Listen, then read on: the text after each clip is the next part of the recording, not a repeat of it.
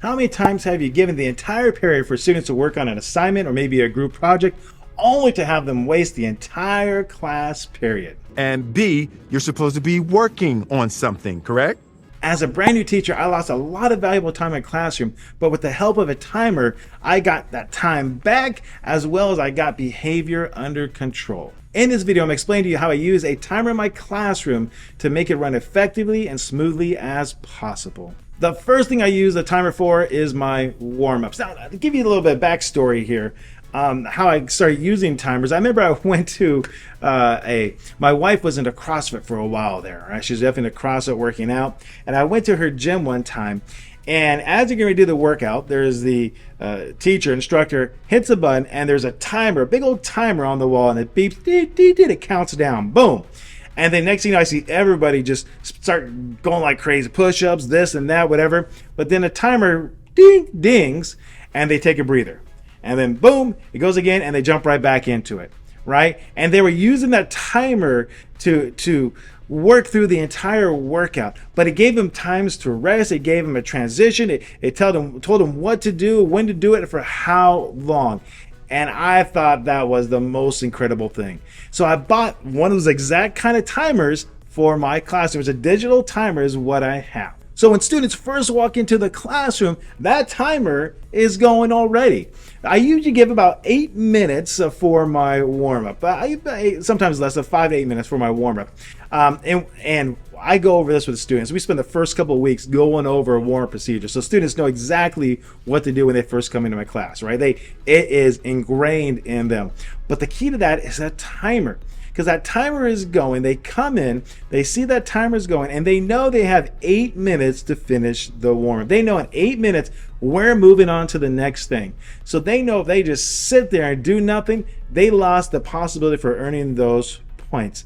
The timer is so effective because it gives students that visual of how much time they need to work. It puts an importance on what you are doing. So the moment students walk in, that timer is going already in my classroom for the warm-ups, which is what students do when they first come into my class. And while they're doing that, man, it is beautiful. I have time to take care of my housekeeping. I have time to do my attendance. I have time to check in with students. I have time to take care of any kind of hall pass. I have time, whatever I need to do, I have time to do it. But it's so effective because of that timer. The second thing is individual assignments. I have a timer while students are working on individual assignments. Have you ever heard the saying, I'm going to butcher this a little bit, but I think idle hands are the devil's playground.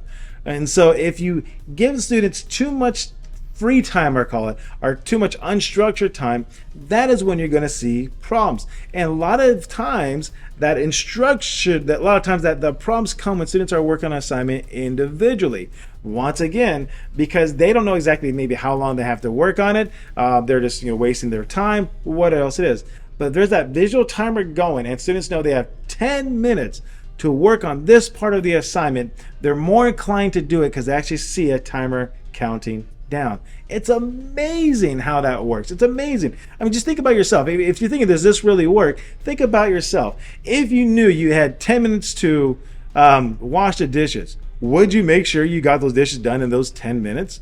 Or many times you might just put off that chore or whatever. But if you have a timer going, you go, get this amount of time to do it, boom, you are on it, right? Same thing with students in your classroom. Now, don't get me wrong. There are going to be some students that are going to choose not to do assignments, but they would do it regardless.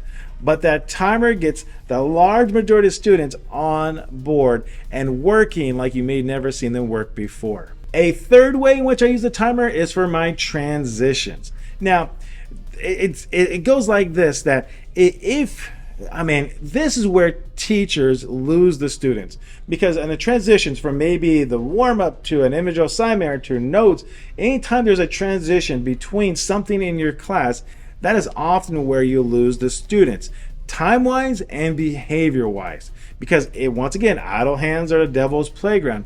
But if you have a smooth transition, and that's what the timer can facilitate, you have the timer going. Now you got 1 minute, everybody, 1 minute to get up and find your partner. Boom, you got the timer going. There's that transition. All right, everybody, you got 1 minute to get into your backpack and grab your pencil. Go. You got the timer going. You got 2 minutes to go ahead and grab your Chromebooks.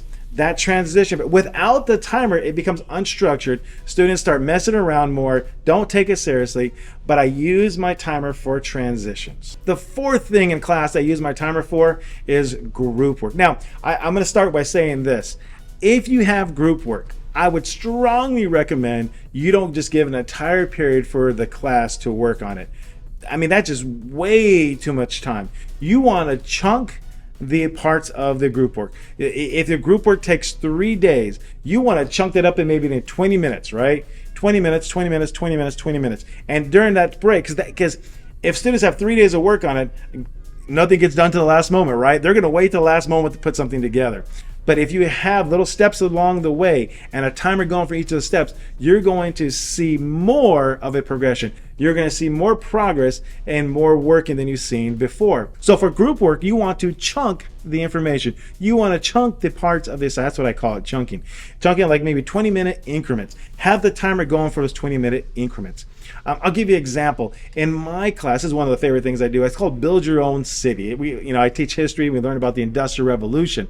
And one thing they do is they build their own city.